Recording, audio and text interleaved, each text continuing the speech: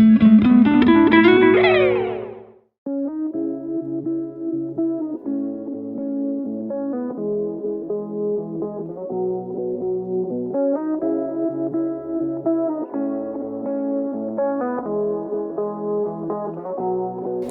привет, это Салават Венгерский, и сегодня мы снимаем репортаж из приюта для животных «Кот и пес». Подробнее со всеми его обитателями нам поможет познакомиться директор приюта.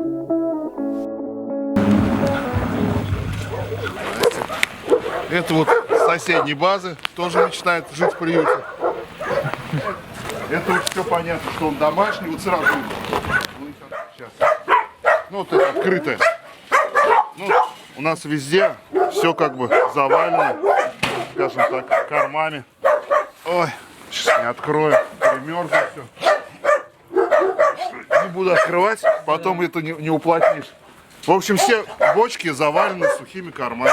Мотоблок взяли в рассрочку, что облегчает наши труды. То здесь мы уже выстраиваем.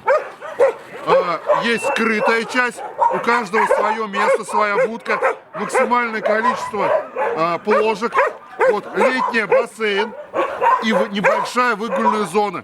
Потому что мы, дальше вот вы поймете, хотим приют разделить на 3 части, то есть чтобы из вольера выпускать, ну каждая часть закрыта, чтобы они еще здесь бегали. Но в любом случае у них есть место для перемещения. Во многих приютах они сидят 2 на 2 клетки, вы понимаете, это как тюрьма. Поэтому у наших пацанов и бассейн, и возможность хоть немножко подвигаться, потому что выгулить каждого, ну, мы не можем. Мы старались все-таки более-менее инкогнито перед вами, в плане того, что мы до этого организовывали акцию у нас в институте по сбору вещей. Поэтому хотели бы от лица нашего института вручить вещи для приюта, для собак и кошек. Очень замечательная идея, мы поддерживаем все подобные начинания.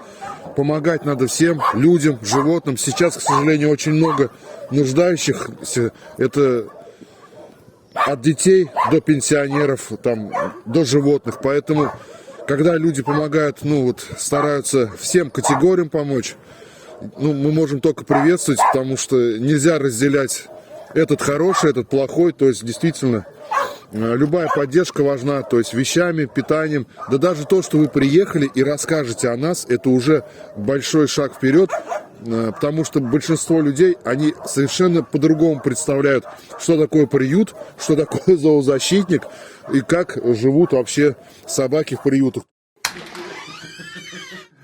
Как вы поняли, что и собаки, и коты у нас мечтают только об одном – залезть повыше на человека. Вот, голодные, да, общение. Я, Оксана, говорит, захожу, то есть этих еще не было. Я уже смотрю, кошки есть, а котят нет. А потом, говорит, голову поднимаю, они здесь, говорит, все наверху повисли. Ну, они сидели в клетке, вот те вот выводы.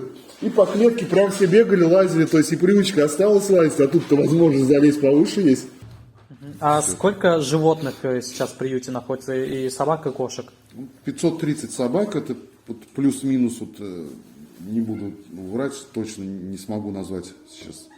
И более 80 кошек. То есть.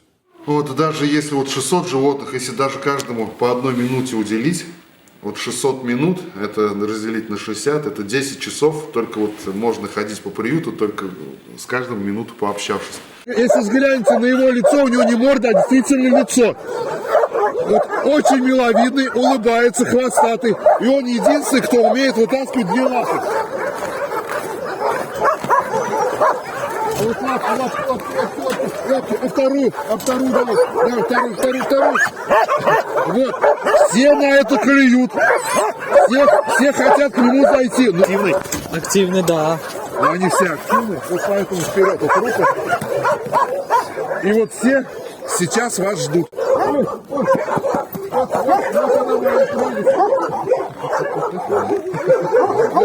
Вот у него лапки вот это вот у него. Я прям балдею. Покажи, как это. И вот возьмешь, и они все успокаиваются. Да? И вот наши первые, да, вольеры, то есть они без выгульной зоны, они построены своими руками из того, что было. на помойке, скажем так. Потому что мы разбирали там какие-то сараи, бани. В общем, находили доски. Ну вот сами видите, вот тут даже нет такого однотипного, все какое-то из разных досочек, из разных дверок. Вот это первые вольеры. Хотел бы у вас первым делом спросить о финансовой ситуации, потому что изначально инициатива пришла просто совершенно случайно. Вот я в социальных сетях наткнулся на ваш пост, по-моему, в Васильевской группе, о том, что приют может не пережить зиму. Вот почему так? Тут все просто. Конечно, у нас весной, летом мы делали большие, всегда делаем запасы, то есть и сейчас, то есть каждая бочка у нас забита. Но когда наступают морозы, если летом собаки пьют, там мало едят, ну маслов достаточно раздавать, там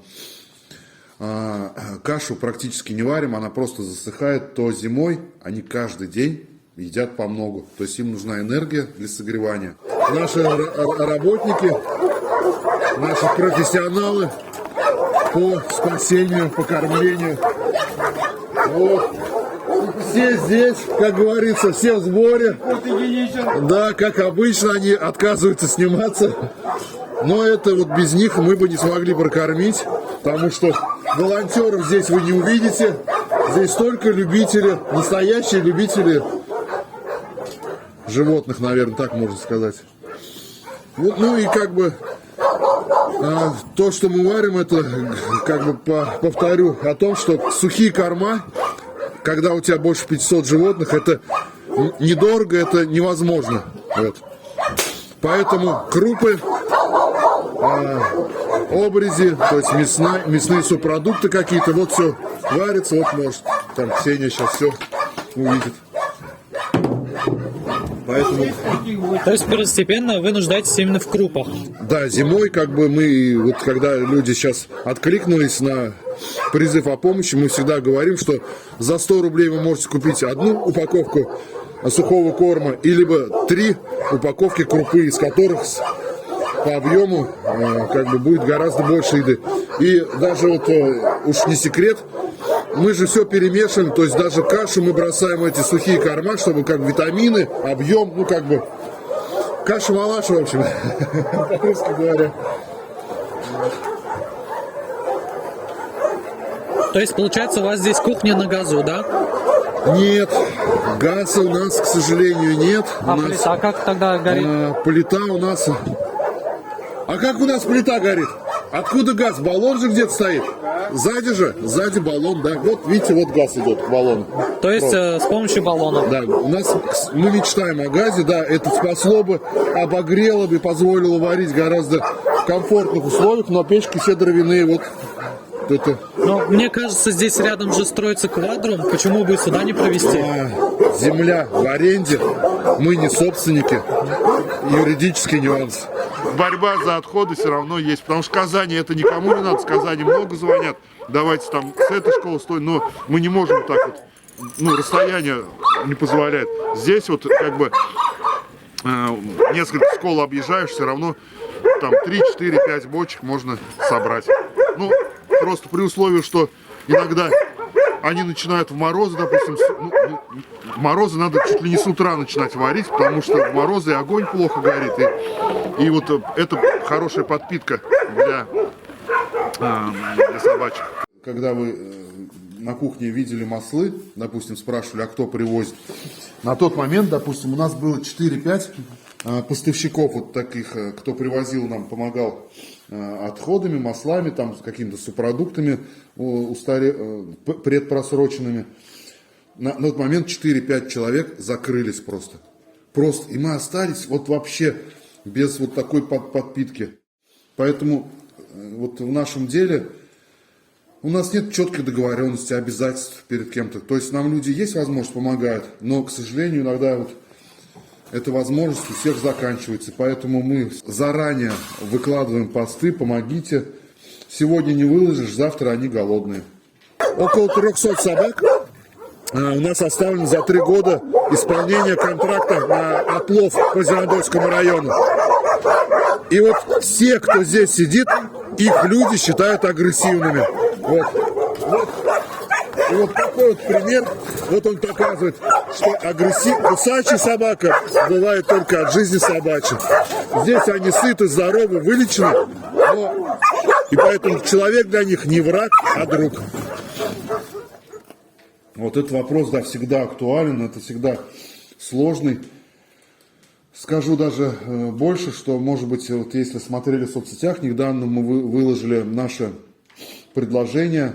Вот, так как работая по контракту, мы столкнулись, вот, уже 3 года работая по контракту, то есть вот, в Зеленодольском районе отлавливаем, стерилизуем, биркованных выпускаем обратно, а так называемых агрессивных, про которых я вам уже говорил, которые становятся неагрессивными, вот, поменяв к ним отношения, условно агрессивно остаются в приюте. И вот большинство заявок сейчас не просто решите вопрос с животными, а заберите ваших биркованных, они все равно кусаются, нападают. Многие там пример Турции приводят, где вот к животным относятся по-другому, везде они сытые, довольны, там, их на ночлег пускают там в кафе, в рестораны, то есть вот, где вот эта туристическая линия.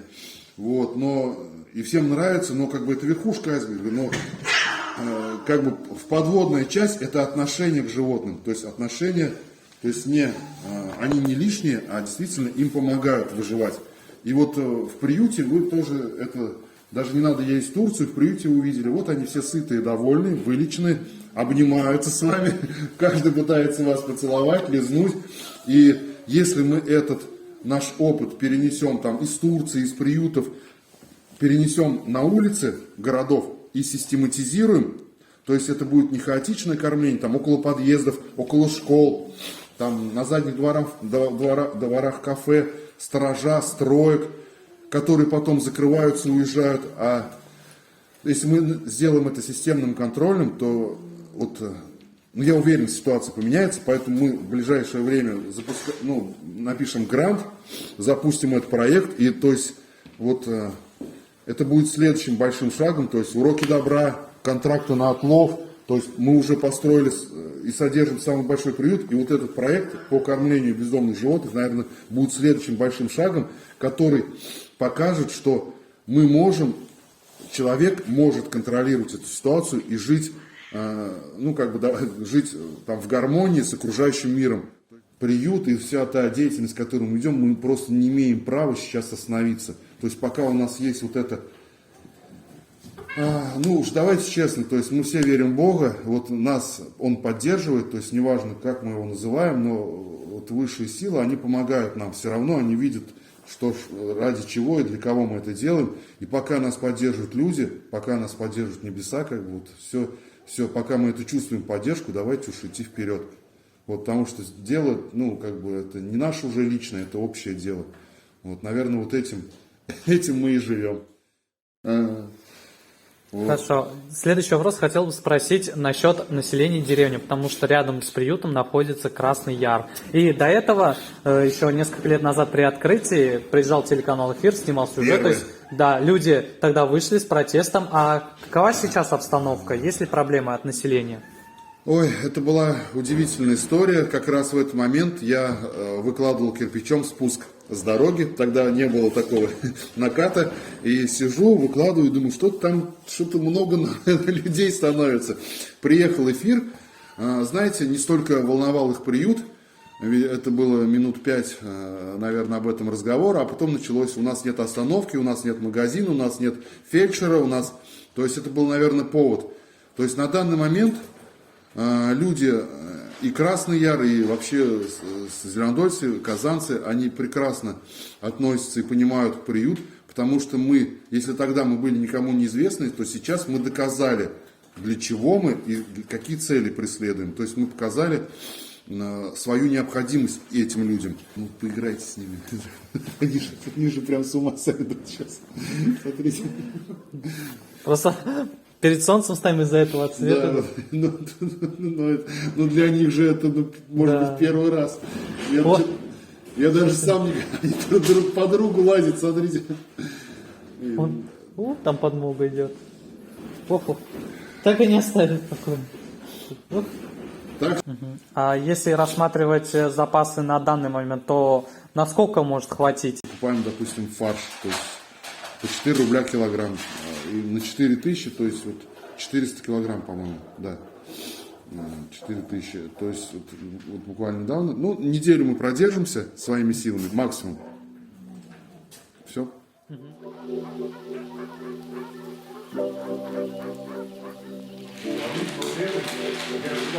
Удивительно. Вот какой момент, понимаете? Зоозащитники, защитники. Эй, куда сыпать?